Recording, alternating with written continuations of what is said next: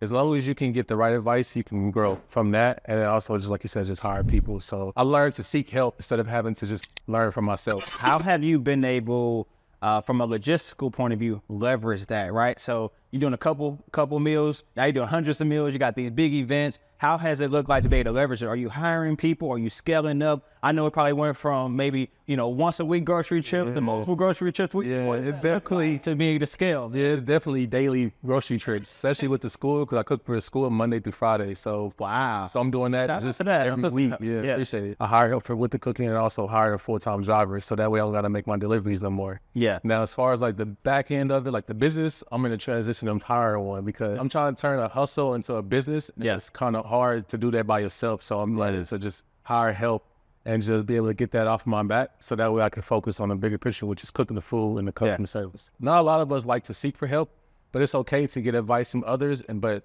as long as you can get the right advice, you can grow from that. And then also, just like you said, just hire people. So I learned to seek help instead of having to just learn for myself. Yeah, I think something beautiful that you said was turning your hustle to a business. I know Bishop T.D. Jakes talked about that. It is. And it's from the culture, right? Yeah. That's how we grew up. We gonna hustle our way to $1, but you may be able to hustle your way to 100,000. You can't hustle your way to 750K. Before you went into this entrepreneurial thing full time, you were already having some meal prep clients. Tell me the importance of, to you maybe, having clients. You were already out there doing it before you ever was like, okay, I'm gonna do a business, right? It wasn't like, I'm gonna do a business, then find clients. You were already having clients getting paid for it. What's your thought process around that? So it was mainly just being able to be consistent with my clients. Once I was able to gain 1 and 2, word of mouth grows fast here in Dallas, especially for a Black-owned business. If you get it to the right people, they're going to expand to other people or other cultures, and they're going to be able to support that. My business. So it's just all about being loyal and then great customer service. You got to have A1 customer service, regardless of the food.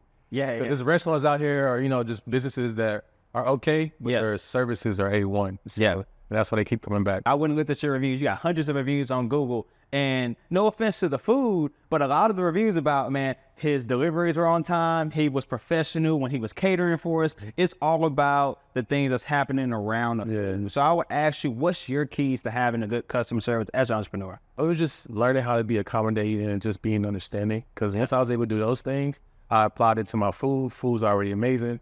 And my services just A1, and then everything else was perfect. I want to dive a little deeper on seeking help. I know we talked a little bit off camera about, having a financial coach and trying to get those finances in order. Tell me, what was that process like of seeking help, and, what was your mindset from what you're hearing you should do versus what you want to do? Man, it's a big difference, because the things I wanted wasn't going to get me nowhere. It wasn't going to benefit me. It may have benefited me at that moment, but it wasn't going to benefit me longevity. And we all out here, for myself and probably for you, you want generational wealth for you and your family. And so we got to realize we got to invest into better things. And so having that financial advisor and, being able to listen to what she wanted me to do at that time, I really wasn't. But now, as I'm getting older and I'm in my 30s, I realized like what she was telling me is really important. You got to be able to pay your taxes. You got to invest. You got to be able to save. You got to be able to spend what you need and not what you want, because those you need is going to make it last longer. So what's been things that you're doing now in your early 30s from a financial standpoint, from a business standpoint, that's different? Like, what are you looking at differently? How are you looking at the world differently? What are you buying differently? Probably not the shoes we got on our feet now, right? What's different now? So, man, now when it comes down to, if I have, say I have a band, just I profit a band, and, old me will just go spend that band on probably like a jacket or some shoes. But now, the new me, like the older me, I would just, invest into my business. If it's like, buying things that I can use for the future, buying more kitchen time, or just saving it so that I can get my own space. And so I just been more thoughtful about actually what I want to do with my profit, and then more so, how can it benefit me in the long run? It's so much that I can do in this industry.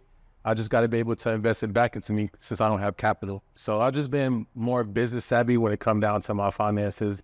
And just being more realistic on what I want to do. And not just going based off the old self, which is like social media, flashy clothes and stuff like that.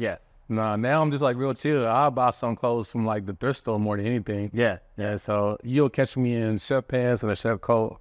So chilling out. Now I'm chilling.